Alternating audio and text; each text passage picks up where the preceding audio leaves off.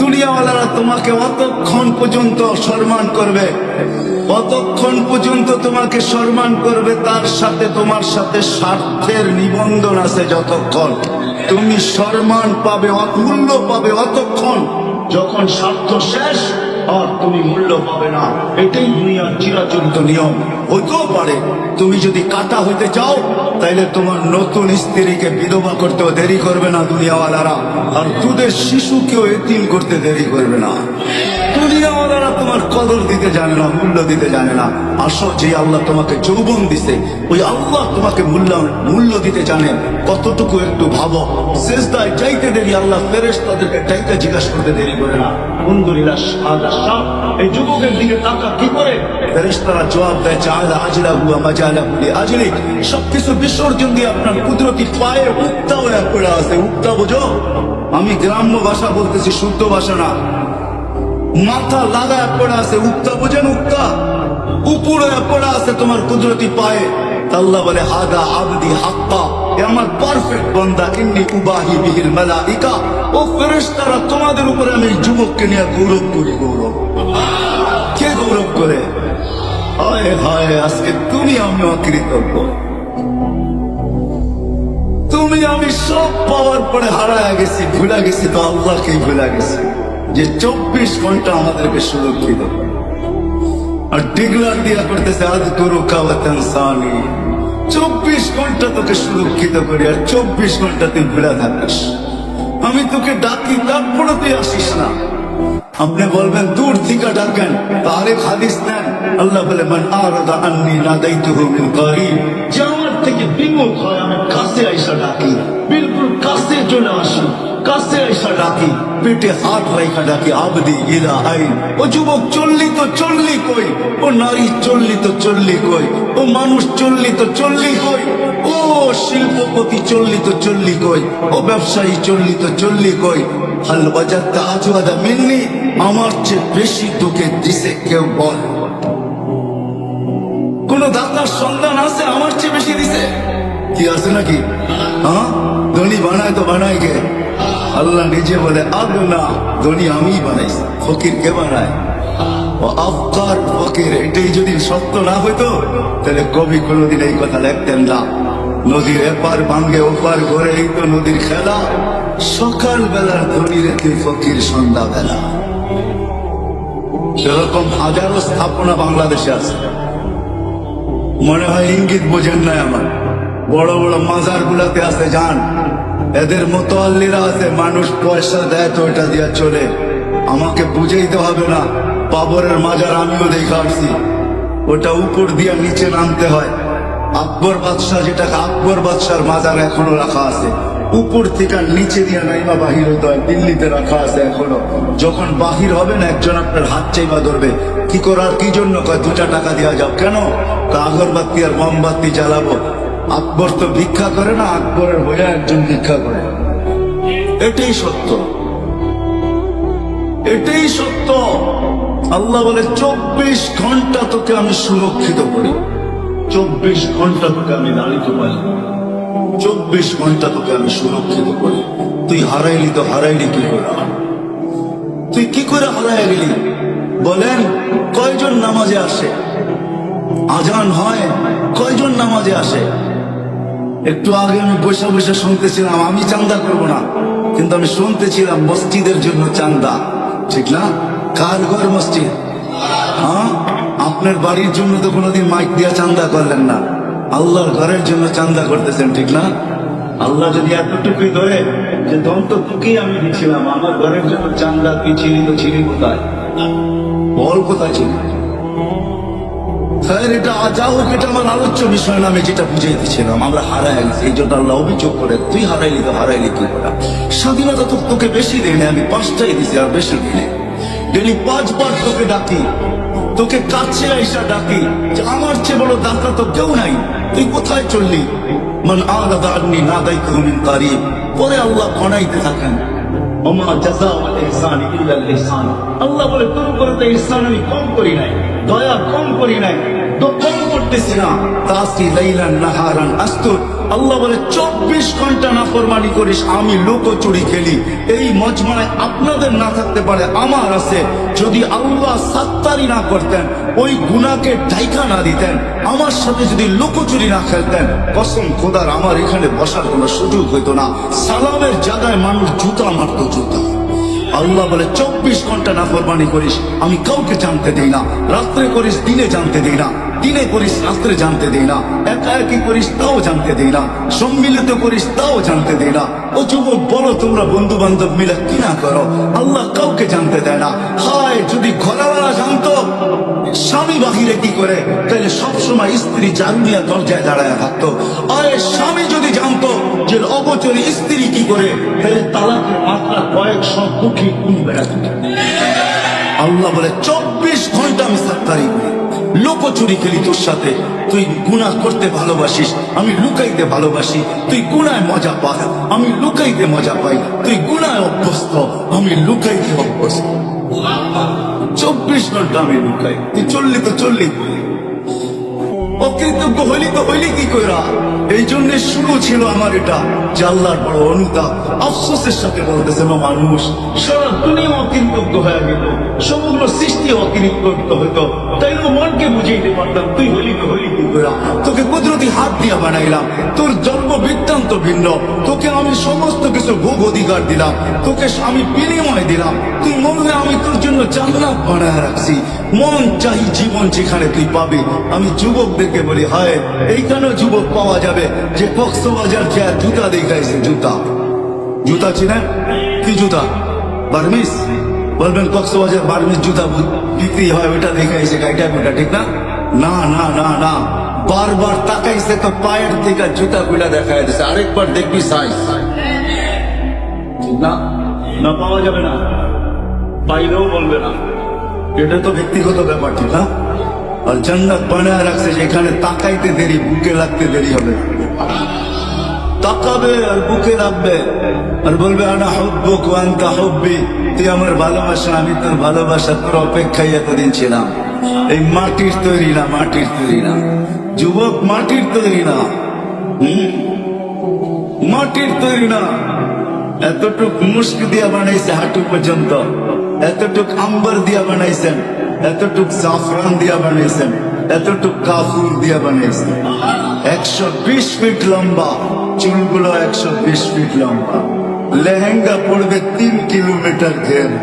আল্লাহ রসুল বলছে একটা চুল বাহির করে দিলে সমগ্র জগৎটা সুগ্রাণে তাহাত্তারাতি দুনিয়া কুল্লা, সমগ্র জগৎটা সুগ্রাণে মোহিত হয়ে যাবে।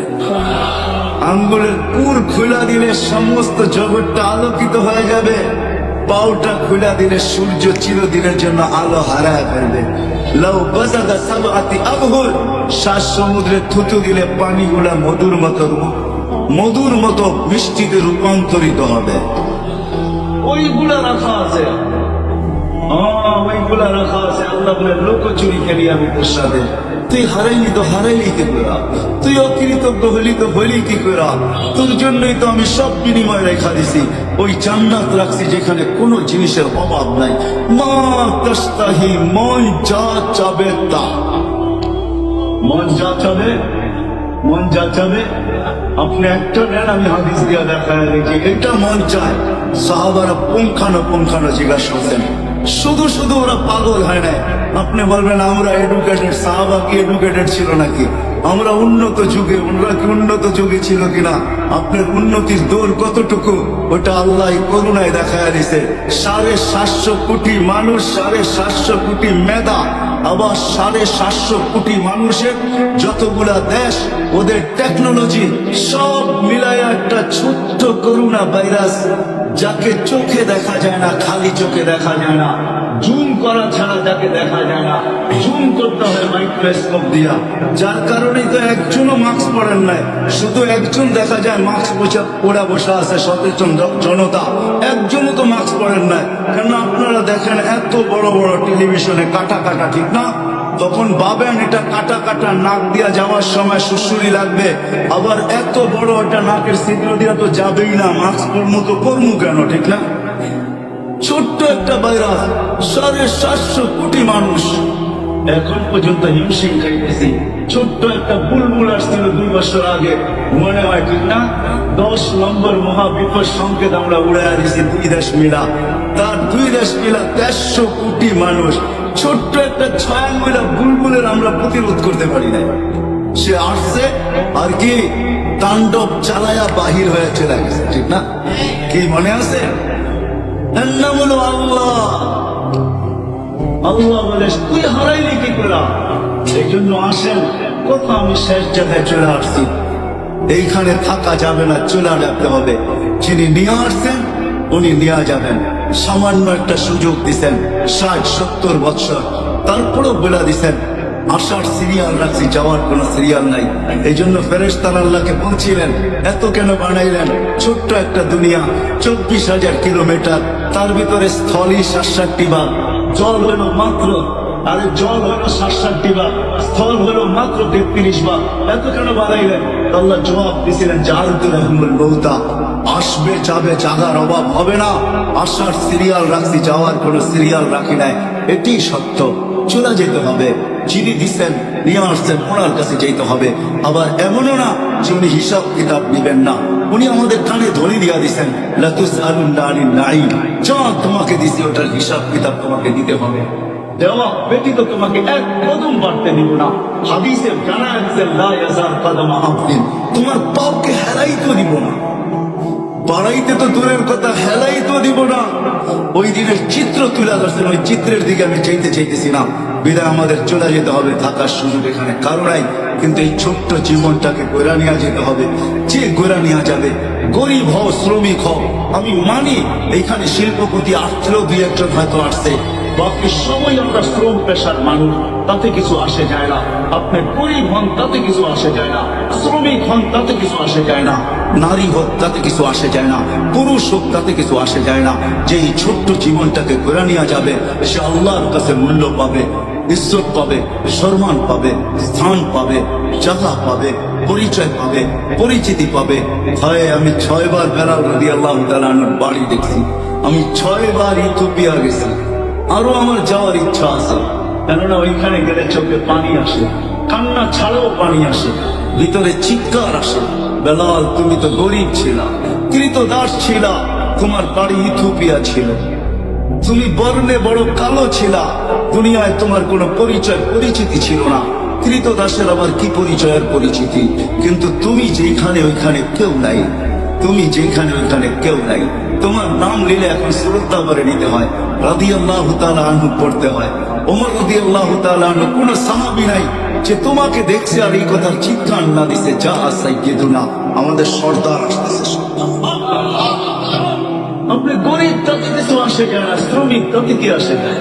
এটা তো দুনিয়ার স্বাধীনতা, দুনিয়ার সমর্থ, যাকে যতটুকু দিছে অতটুকুই। গরিব আসতে তাতে কিছু আসে যায় না। যদি এই ছোট্ট জীবনটাকে করতে পারি, আল্লাহকে রাজি করতে পারি, রসুলকে রাজি করতে পারি, আর মরার পর্যন্ত যদি বসতে পারি, তাহলে গরিব হওয়া কোনো দোষণীয় না। আমি দেখাইতেছি আপনাদেরকে এক হাদিস দিয়া। দুনিয়ার আধিপত্য কিছু সংখ্যক মানুষের হাতে, কিছু শ্রেণীর মানুষের হাতে, কিছু সমাজের মানুষের হাতে। দুনিয়ার আধিপত্য, দুনিয়ার সবকিছু এদের হাতের মুঠায়, কিন্তু কিয়ামতের আধিপত্য গরিবের হাতে হবে, গরিবের হাতে। আপনি এই কথা দিয়ে উপলব্ধি করতে পারেন। দুনিয়ার সমস্ত আলেমদেরকে জিজ্ঞাসা করেন, সারাদিন দোয়া করে আল্লাহ নবীর সাথে কিয়ামতের দিন উঠায়েন, আর নবী ডেলি দোয়া করে আল্লাহ গরিবের সাথে কিয়ামতের দিন উঠায়েন। আল্লাহুম্মা শুরনি ফি জুমরাতিল মাসাকিন, আল্লাহ গরিবদের সাথে উঠায়েন। গরিবদের কাছে কি রয়ে গেল যে দুনিয়া চায় নবীর সাথে উঠতে, আর নবী চায় গরিবদের সাথে উঠতে। কোন গরিব? যে এই ছোট্ট জীবনটাকে গড়ে গেছে, ছোট্ট জীবনটাকে বানায় গেছে। কেন? কিয়ামতের আধিপত্য ওদের হাতে। আমি শর্ট করতেছি, গরিবকে কিয়ামতের দিন হিসাব কিতাবের সম্মুখীন হইতে হবে না। উঠবে ফেরেশতারা কানে কানে বলবে ইনতালিকু ইলা জান্নাতিন গায়রি হিসাব ওয়ালা কিতাব, চল সোজা জান্নাতে, তোর হিসাবও নাই কিতাবও নাই, তোকে এখানে দাঁড় করানো যাবে না। তোকে দাঁড় করাইলে তোরও বিপদ হবে, আমাদেরও সমস্যা হবে।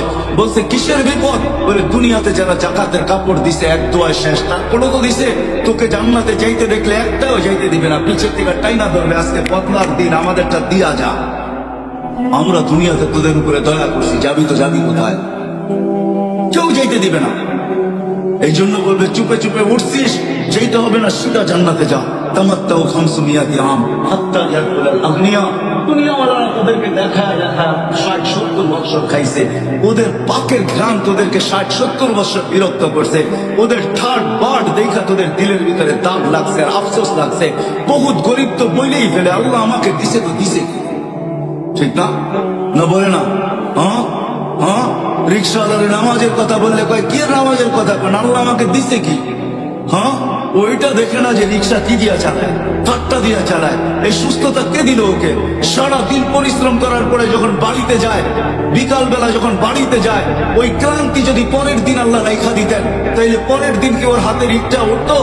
ও যখন রাত্রে ঘুমাইতে থাকে, আমি হাদিস দিই আপনাদেরকে, আল্লাহ বলে ও ঘুমাইতে থাকে, শ্বাসের মাধ্যমে আমি মেডিসিন ঢুকাই, টানে যখন তো মেডিসিন ভিতরে যায়, যখন ছাড়ে তখন ক্লান্তি আমি বাহির করে দেই। সকালে ও চাঙ্গা হয়ে ওঠে, চাঙ্গা। আবার ভ্যান হাতে নেয়, আবার রিক্সা হাতে নেয়, আবার বাইক হাতে নেয়, আবার বাহির হয়ে যায়, সারাদিন ক্লান্ত হয়ে বিকালে ফিরে। আমি প্রতিদিন ওর সাথে এরকমই করতে থাকি ব্যবহার। আর ওই গরিব বলে আল্লাহ আমাকে দিছে তো দিছে কি? হ্যাঁ, ও পাথর খায় হজম করে, হয় পান্থা পাতার মরিচ পোড়া নয়া যান না গুলশানে, কাউকে বলেন না খায়া দেখা। ও তো দেখবে আর ভাববে, বলবে এটা খায় তো খায় কি কিনা। ও তো খায় হজম করে না, লোহা খায় হজম, তোকে হজম শক্তি দিল তো দিল কে? বলেন গরিবরা বেশি ডাক্তারের কাছে যায় না ধনীরা যায়? হ্যাঁ, গরিবরা তো ফার্মেসিতে যায়, যা কয় কেমন করে জানি শরীরটা, সারাদিন রিক্সা চালাইছি তো শরীরটা ম্যাচ ম্যাচ করে, কেমন জানি করে একটু জ্বর জ্বর ভাব লাগে, তো ফার্মেসি এলা কাইটা 3টা ওষুধ দিয়া দেয়। আজকে 2টা খাবি, 3টা খাবি, কাল সকালে 3টা খাবি, রাত্রে 3টা খায়, সকালে চাঙ্গা হয়ে আবার বাইরে যায়। ও বলে আল্লাহ আমাকে দিছে তো দিছে কি? অথচ কিয়ামতের মাঠে বাহাদুর উঠবে আর আল্লাহ বলবে ফের জান্নাতে যা। দুনিয়াওয়ালারা খাইছে যে খালি দেখছো। আপনাদের এইখানেও একটা হোটেল আছে, মাঝে মাঝে একবার দুইবার আমিও খাইতে আসছিলাম, মাধবদী বাজারের ভিতরে একটা ভালো হোটেল আছে, খুব দামি হোটেল, ঠিক না? অনেক সময় ব্যবসায়ীরা আসলে খাওয়ায়, এখানে পার্টি আসলে পার্টি করে নিয়ে যায় খাওয়ায়, নামটা ভুলে গেছি আমি, ঠিক না? খুব দামি আর কি, খাইয়া বিল দিয়া বুঝছি যে কি খাইছি আর কি, ঠিক না? রাধুনি না সাগরি এরকমই হবে আর কি, ঠিক না? হ্যাঁ, গরিব বাইক লয়া যায় আর গ্রান খালি দেখে আর দিল জ্বলতে থাকে, ঠিক না? আল্লাহ বলে 500 বছর তুই অগরের দেখায় দেখায় বার্গার খাবি, খাবি, রোস্ট খাবি, গ্রিল খাবি, দুনিয়াতে তা খাইতে থাকবি, আর ওরা কাছের এই পার থেকে দেখতে থাকবে আর খালি করবো কবে কবে ফেরেশতারা করবো 500 বছর অপেক্ষা করো, ওরা হজম করালো, তারপরে তোমাদেরকে যাইতে দিবে। ছোট্ট জীবনটা গোয়া যান না, কথার শেষ জায়গায় চলে আসছে। এই জন্যই আল্লাহ এই জীবনটা আমাদের করেছে, এই জন্যই আল্লাহর অভিযোগ সব তোকে দিলাম। বলতে গেলে সারা রাত্র শেষ হয়ে যাবে, আসবো কালকে শেখের বাজার, ওইখানে লম্বা সময় পেলে আপনাদেরকে শোনাবো। আজকে আমি সিলেট থেকে আসছি, এই জন্য বড় ক্লান্ত, এই জন্য আমার কাছে এখন আর সময় দিতে পারতেছি না। আমিও একটা মানুষ তো, এই জন্য ক্লান্তির কারণে এতটুকু বুঝলেই যথেষ্ট হয়ে যাবে। এই জন্য পাক্কা ওয়াদা করেন যে আজকের থেকে ওয়াদা করতেছি এই ছোট্ট জীবনটাকে গড়িয়ে যাবো, কান্নায়